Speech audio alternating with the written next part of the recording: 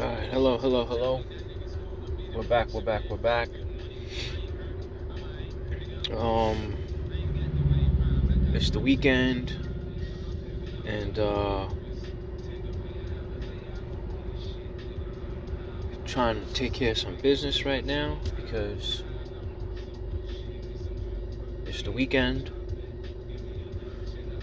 and we don't want to be wasting too much time because Monday's gonna be here soon enough, and then next thing you know, we're doing work, right? We're working the rest of the week. And so right now we just had what's going on? What's happening?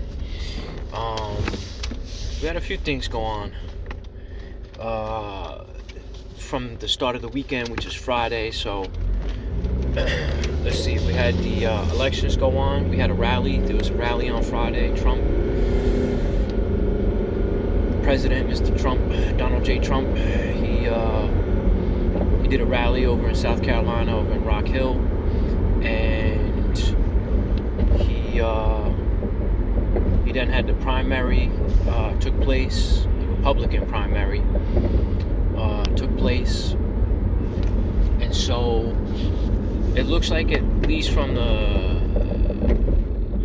the far end of, I guess, the results now, because it's been a day, it's been 24 hours, or it's going to be coming up on 24 hours since the results should have been posted, or are at that point where they can be tallied. And it looks like Trump, they're saying, ran and won the primary in South Carolina. So good for Mr. Trump, President Trump. He needed to win South Carolina. He needed to win South Carolina. That would have been, if he had lost South Carolina, I don't know exactly what would have been the outcome to that, or how that would have made things look on the playing field. And so I'm happy that he won. I'm happy he was able to go ahead and pull through on the state, and be able to bring it to the next level and kind of move forward with the elections. Now, Nikki Haley, I'm not sure what she's planning on doing. The ambassador, I don't know if she is still going to be in it to win it, if she's thinking there's going to be time enough to try to turn something around, or is she going to be kind of like a fly in the ointment and just kind of sit there. I don't know. It's contentious for sure. I mean, I would have thought that Ron DeSantis and all these other contenders that were looking to try and run for office, that they'd still be in it. But I guess everyone has their own individual situation where they're kind of thinking to themselves, well, what happens if I don't win office? And I think in the case of Nikki Haley, like, for her, it looked like that's all she had lined up. You know what I mean? As far as like politics go. And of course, politics is like popcorn. Once you put a bag in and you set it to cook, it's the whole bag needs to get popped. Otherwise, what happens is you get all those leftover kernels, and what do you do with all the kernels? You just throw those out, right? Because you don't eat them. You don't get to eat them. And so I'm not sure, what happens moving forward, because Trump still hasn't announced yet who his vice president would be. And so, some people got to be thinking, if they want to be someplace after the election, are they going to wind up in a cabinet, or are they going to wind up back in their home state, or working in the free market? And the free market right now, I don't know if it's in free fall or if it's holding up, or whatever the case is. I know there seemed to be a lot of money that was getting pulled out, a lot of jobs that were being lost, at least from headlines, reports that I had come across. And so I don't know anyone that's been affected specifically, where I can say, oh yeah, this guy just, they laid off all these workers. and now he's out on a job, right? Now she's not able to work, right? Because they just hacked off a part of the company, or they know that next year's production role isn't going to need as many employees to, to take care of the workload. And so, those industries, those job markets where, they're cutting people off, it's, depending on what your situation is, how much money you're making, what industry we're talking about, like it puts you in a precarious situation, because you got to be thinking to yourself, where am I going to find another job? Now, you might be able to do the unemployment and collect unemployment for a little while, because, that's just how it is. You get laid off unless you have something already lined up where you're saying, and it all depends on your state, man. When you're in a certain state, maybe the jobs, if you're in a heavy populated state and you got all these, competitors around your area, well, if they're all in the same boat, then how are you going to leave one company and go to the next when that company's in the same waters? You know what I mean? And if the waters are rough, then how do you navigate through that? How do you get through that?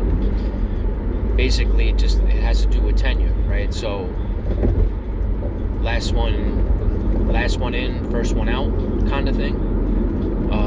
Also experience.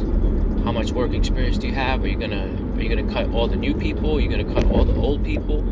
Usually they try to do it on both ends. So if you've been around for a while and you're kind of stagnant, you're not really, knowing what to do with yourself in a position that you're in, and the market is slow, chances are, there's a possibility you might not be around, to carry any more production, because they're figuring, well, you're kind of sitting around just, collecting a paycheck. And that's just kind of the reality of the situation.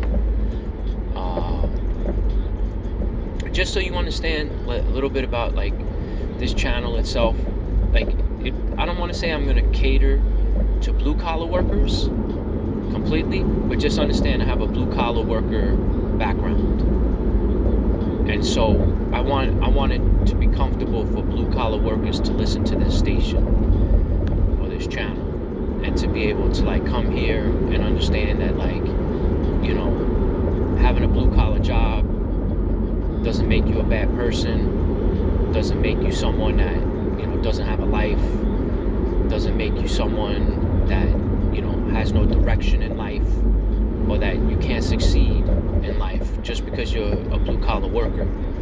Now, with that said, I've had my trials and I've had my tribulations, and I've had my humiliations, all these years in this country that we call America. Okay? That's why one of the reasons why I'm supporting Trump, and the message that he was bringing with his campaign, make America great again, that's something that this country has not seen in a while. And so if you don't understand what that's about, if you don't understand that message, it's probably because you're not old enough to remember it. You have to be able to remember when this country had a different mentality and operated on a different level of understanding. And unfortunately, with the times and the way that things got after 9/11, things got real wacky. They got real wacky and they got real screwy. And that hurt this country. That hurt this country real bad.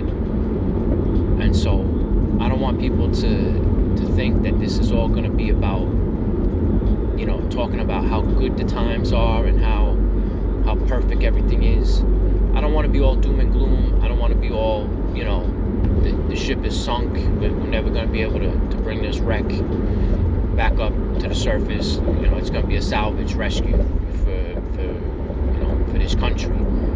But in a lot of respects, that's going to hold true.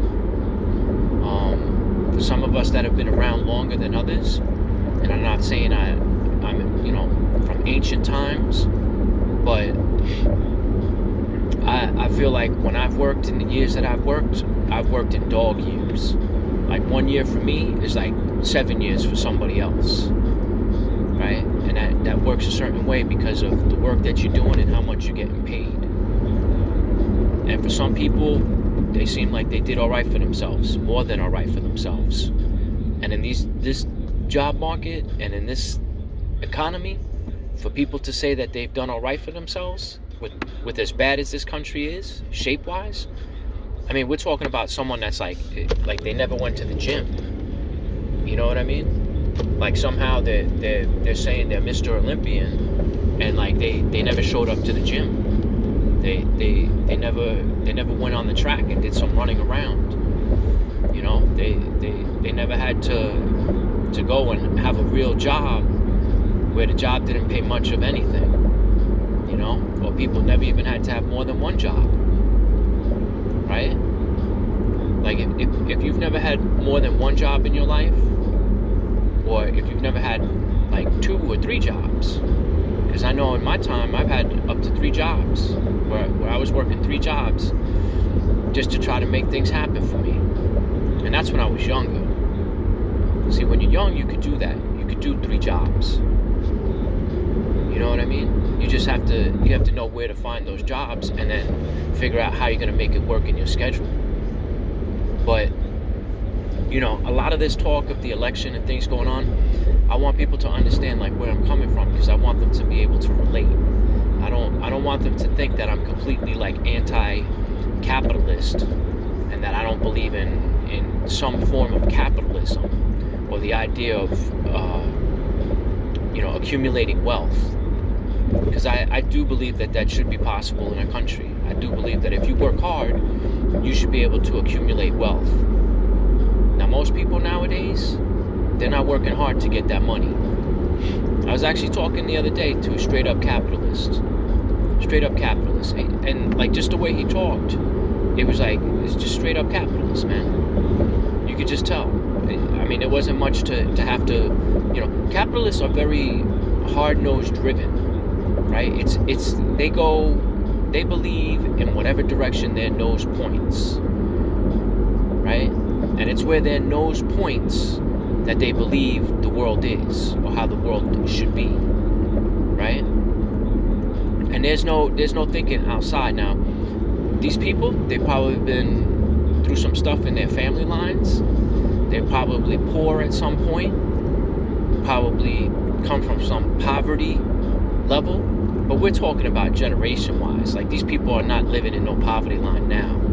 You know what I mean? So the fact that they got this hard-nosed grind, like they're acting like, the only direction that they care about is the direction that their nose is pointing in, like, they're talking some far off. Because if you're living some bourgeoisie life, and you're kind of living up in BMWs and McMansions and luxury lifestyle and all of this, and then acting like you came from the poor, like, nah, man, you're missing the boat. You know what I mean? Like, these people probably own boats. So, for them to talk like they were impoverished at some point in their lifetime, and these people, they're young, man. 50-year-olds, you got to look out for 50-year-olds, man. 50-year-olds be playing people left and right, man. I think 50-year-olds, that's like the age of like trying to play people left and right, and then act like you know more about life than anybody else. When all I ever get the sense of is that, like, these guys, and I'll use it more towards guys, because again, I don't come across many 50-year-olds that I'm impressed by, or that I'm actually like, man, that's a real person right there, man. That's a real person. You know what I mean? Like they dug themselves out of the trenches. You know what I mean? Like they somehow they went World War I and they survived, and they lived to talk about it. These people don't come back to live to talk about it. These people, they stay alive, and then they think that they have some like life's proof, or somehow they have some kind of a certain resonance that allows them to kind of survive, and they don't really much care about other people. They don't care about much other people. They're kind of in their own world. A lot of the time, they're probably divorced. People in their 50s, when you meet people, chances are they've been divorced. They've probably been divorced. And they probably don't believe in marriage. And they might not even have no kids either. That's the other thing about it. So there's certain things that, like, when I'm meeting somebody for the first time, like, they just know, you know, because they've been around enough people, because chances are they've had to tumble along through their lives to get to where they are, to get to the point where, like, you know, again, they made some stupid mistakes, some stupid decisions early on in their life, and they, you know, not that they regret it, but they absorb it into their identity, and then they make that seem like they worked out at the gym or something. That somehow their body is physically, you know, informed for competition or something. And these guys do not work out, dude. They do not believe in health. They're not healthy people. And if they do, if they're in the gym and they fronting up an attitude, chances are they really do not care about anybody other than themselves. It's just how it is. It's how it is. I've seen it from a distance. I've met it up close, you know, in a few encounters through my life where, you know, especially at this age, because at this point, like, I'm not looking to hang around with the young people, like the real young people, and I'm not looking to hang out with the really old people. When I was younger, I used to be more inclined to hang around older people. And by older, I mean like people that would be closer to my grandparents' age. Because I always wanted to learn from those that had been around longest. So I really didn't care about, you know, like, I'm not one of these people that hangs out with, like, this Americana, or I don't want to say Americana, but this pseudo-Americana, like, societal norm where people only hang out with people that are within 4 years of their age group, and then they consider that their peers. You know what I mean? Like, as a blue-collar worker, like, trust me, you don't have time for that. You need to understand how things work. And if you're not working, then what are you doing with yourself? And I'm talking about people in general. I'm not talking about office spaces where, like, you're hanging out with personalities and you're dealing with people that either they have interpersonal skills or they don't. Most corporate office environments, there's a lot of attitude in there. There's a lot of attitude in there. That's why for me, like, just working in an office, I couldn't do it. I couldn't do it because I was like, these people don't know what it means to work. They don't know what it means to be essential. They don't know what it means to, like, have to go and bust your ass every day in order to get through the workday. They don't know what it's like to live paycheck to paycheck. You know what I mean? And are there exceptions to that? Sure, there's always exceptions. There's always going to be those few people that, you know, they come from a blue-collar family and they have some respect for it because their father was a blue-collar worker or their mother was a blue-collar worker. But, you know, they themselves, they're not cut for the blue-collar worker, you know, environment. You know? And some people think it's just a fashion thing. See, the reason why they call it blue-collar worker, in case you're wondering, is because that was the distinction between people in the office. There were certain people that wore blue-collar shirts, button-down shirts, and then there was white collars. And so for those people that, you know, they didn't like the color blue, or they didn't like how blue looked on them, or they didn't think that blue was a respectable job, that blue-collar work is not respectable. That's for the low class. That's for the people that, you know, they're not good enough. They're not educated. They don't understand numbers, or they don't understand how money works. That's the attitude of a capitalist. Okay? And those people come from impoverished backgrounds. They come from impoverished backgrounds, and they come from uneducated backgrounds. Because they don't know much. They know how to cadoodle. They know how to cadoodle and hobnob with people that they want to say they want to be around the experts that know a thing or two about, being cultured about, things educated, right? But they only want to do it on a money level, right? Like this one guy, he's telling me, he's like, he's got a guy that handles his money. And he says he doesn't want to be thinking about money. He wants to make his money, get his money. Then he wants to take that money and give it to somebody that's going to make him more money, right? But he's not going to be the type of guy that's going to watch the stock market go up and down, or watch this stock do this or do that, or he's not going to be advising, what to hold, what to get rid of, what to sell, what to buy, right? He's not one of those guys, right? He's just a straight up, like, his nose just tells him, when he looks at his bank account, how much money does he have, and that's all he cares about. Now, in the end, he was straightforward. He was straightforward enough to be able to say that,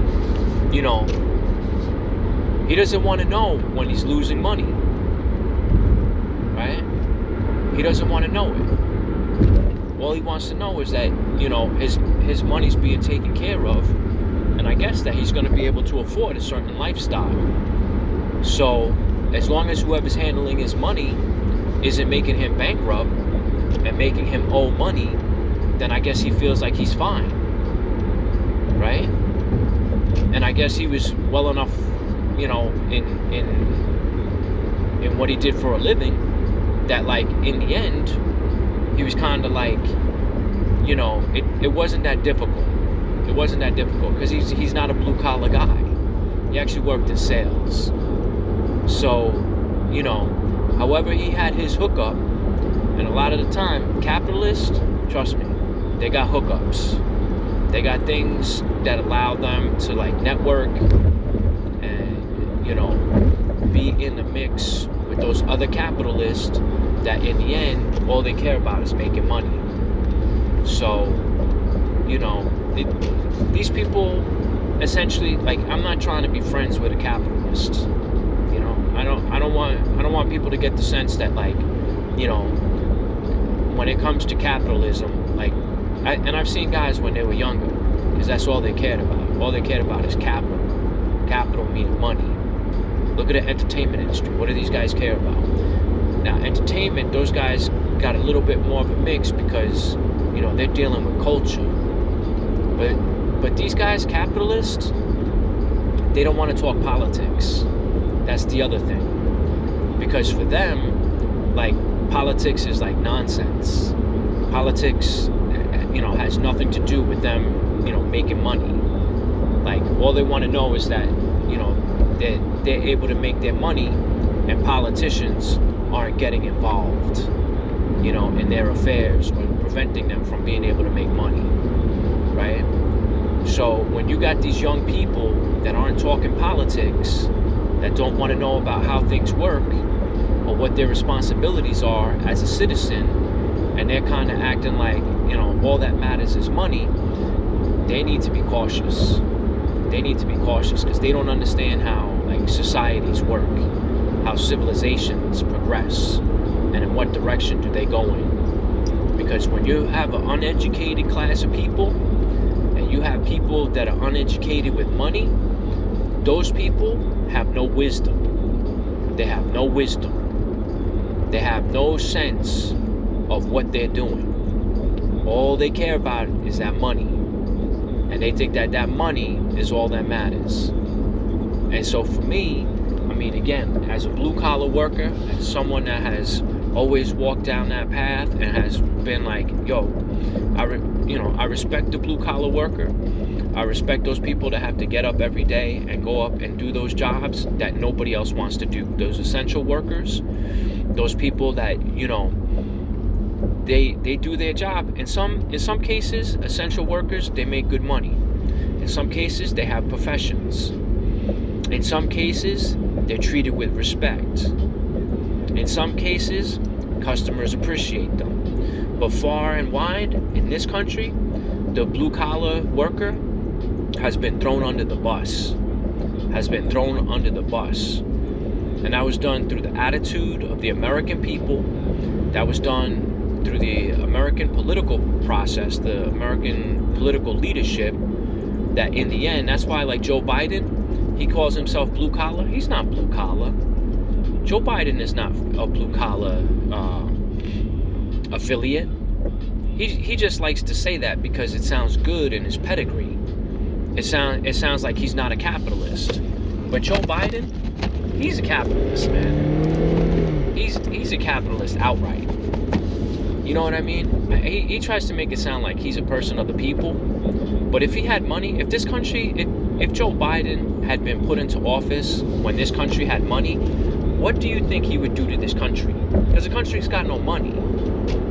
And you look at what he's doing with a country that has no money. And you tell me that his attitude is in the right place. You tell me his thinking as a commander-in-chief makes sense. Even at his best game, at his best point in his career as a politician.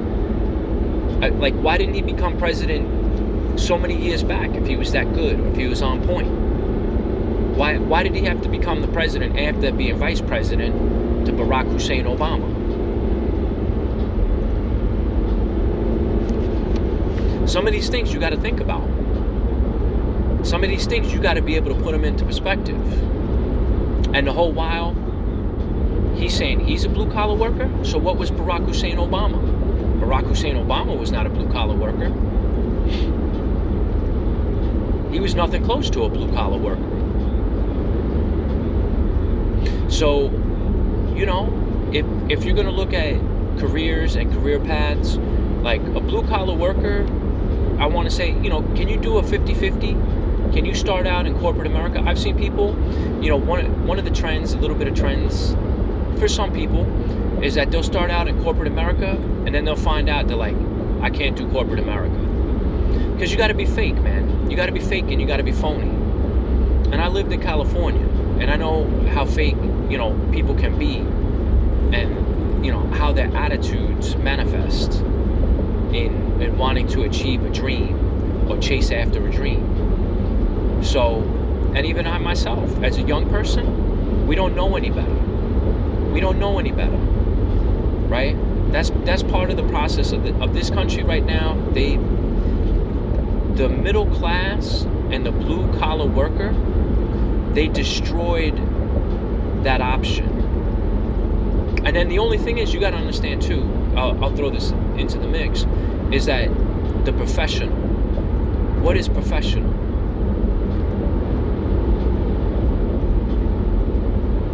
Is that someone that does the right thing all the time? Is that someone that has years of experience? Is that someone that knows how to get things done? Is that somebody that continues to progress through the timeline of their career? What's a professional? If I was to ask a young person today, excuse me, are you under the age of 30? Can I ask you a question? What do you consider a professional? What's a professional to you? Now, I'm not sure because I've never asked somebody under the age of 30, like, what do they think a professional is? A professional for me back in the day, like, a professional was like top of the notch. You know what I mean? That's like going to the bar and asking for some of the good stuff. You know what I mean? Like asking for something that's like, you know, top shelf. And you didn't have to, for me, a professional, you know, didn't have to be, it was partially attitude, partially understanding how to conduct yourself, not saying the right thing, or not saying the smart thing, or not saying what other people expect you to say to them. Because that's the fake part of it, right? That's corporate fake America. That's what that is. Like, if you have to bring someone bad news because it doesn't look good, and it means that, you know, someone's gonna have to do work, right?